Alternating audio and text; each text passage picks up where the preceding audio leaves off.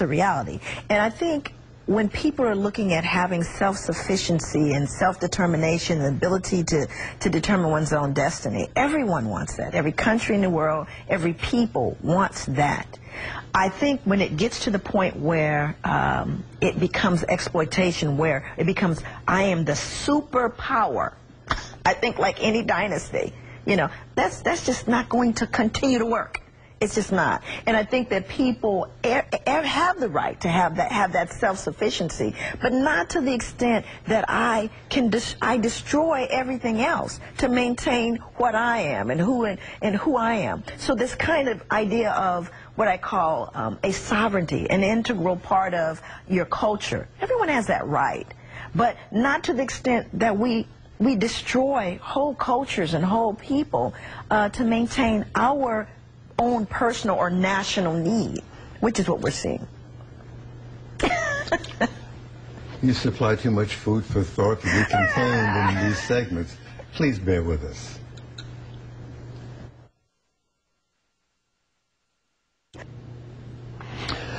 And so we have a global situation that is disturbing, and we have a national situation that is disturbing. And that is really, in part, I would dare say, is what prompted Dr. Joy to start these lectures many years ago. And recently, you decided that you needed to go back to the source of many of our woes, which is on the other side of the Atlantic. How have things been going in that direction? In terms of the places, I've been to about 6 countries in Africa, which is not enough, clearly. And what have you come away with?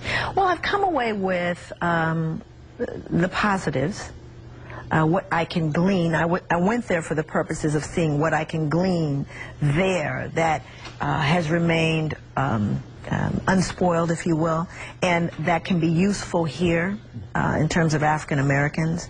And what I've gleaned there was a sense of, I don't have the right word, but a sense of self. A sense of, regardless of economics, whether the Africans I met with were poor, or whether they were well educated, or whether they were in positions of power, many of whom were, there was a sense of self, of calm, a peace that people moved through rather fluidly. Despite the environment, despite whatever difficulties were going on, there was a sense of self, a sense of assurance that I think helped you work through any kind of tragedy or traumas that come upon you. And it is that sense, that sense of peace and calm, that I think will allow us to navigate anywhere that we go, that many Africans actually have. And that was the largest piece of what I gleaned, that very inherent sense of self.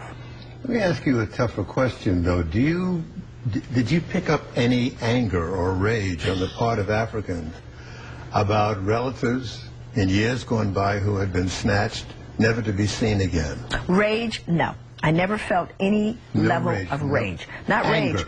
I think there was a sense of indignation, a sense of frustration, of confusion, and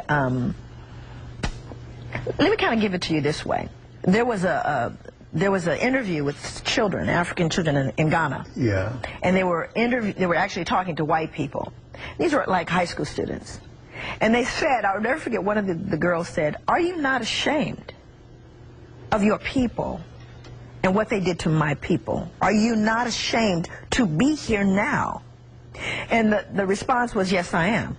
I am ashamed of what I did. I am ashamed of what, not I did, but what my people have done." These are whites? These are white people. Okay. And so there is a knowledge. In other words, Africans, one of the things that someone taught me was always fly below the radar. They don't necessarily show you their hand, because you have to understand the African experience and African American experience is totally different.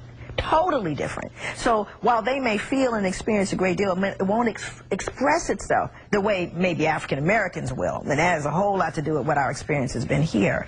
But there is certainly an understanding and a wariness a wariness of Europeans because of what has been done. And there is, remember, they don't cut off their ancestors. So when you go to look at the story of Ya Santo Nzinga, and you look at those who fought in the forts and those who fought who were there, they're clear.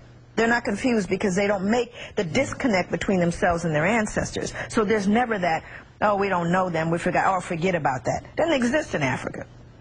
You are your ancestors. What are you? But a representation of them. So there's not the disconnect that we experience, where in Africa, as African Americans, oh no, yeah, that's history, that's old. Nobody African's going to say that, and they're going to look at Europeans warily.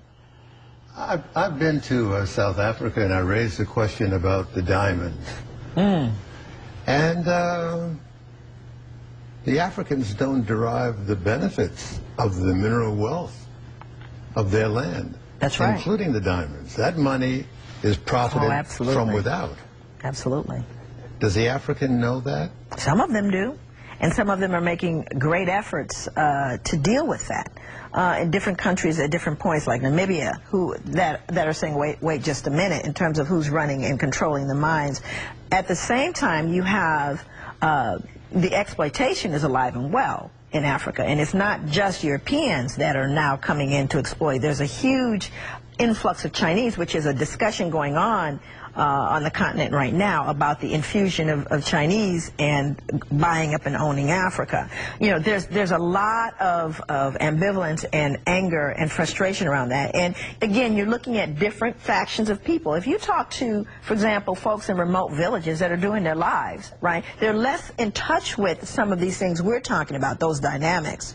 They're doing their lives in, you know, in the interiors, and they're not that aware of these things. It's very different. You know. If there could be a post-traumatic slave syndrome countenanced in this country, why not in Africa, where it all started? It's not the same thing. The impact was not the same. So someone is stolen away, and I get that. You know, it's like, honestly, in my family, this is an absolute truth. I can't tell you how many times I've heard, well, you know, he left, we never saw him again. There are a number of people who disappeared. My guess is that any number of harmful things may have happened. So yes, folks were taken. But I don't think the injury's the same. Okay, we got to take this in the next segment because we're over. I just can't keep you harnessed. We'll be back after this. If the understanding of post-traumatic slave syndrome was in some ways nutritious on this side of the Atlantic, why not on the other side of the Atlantic where the problem got started? You know, when I've been there, and I've actually presented on post-traumatic, it's very well received, very well understood. However, here's the difference. I think that you'll even seem to see a bit of a comparison with Onverwacht.